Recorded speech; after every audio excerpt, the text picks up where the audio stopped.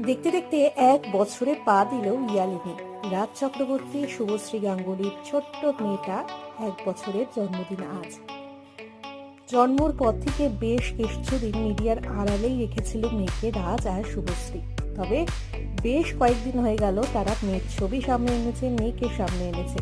ইয়ালিনীর জন্ম থেকে তার বেড়ে ওঠা বিভিন্ন মুহূর্ত ক্যামেরাবন্দি করে রেখেছে রাজ শুভশ্রী। তাই এই বিশেষ দিনে, জন্মদিনের দিনে মেয়ের বিভিন্ন মুহূর্তের ছবি সামনে আনলেন দুজনে। আর দাদার সঙ্গেও ছোট্ট ইয়ালিনীকে দেখা গেল। সব মিলিয়ে আজ ইয়ালিনীর 1 বছরের জন্মদিন। Happy birthday.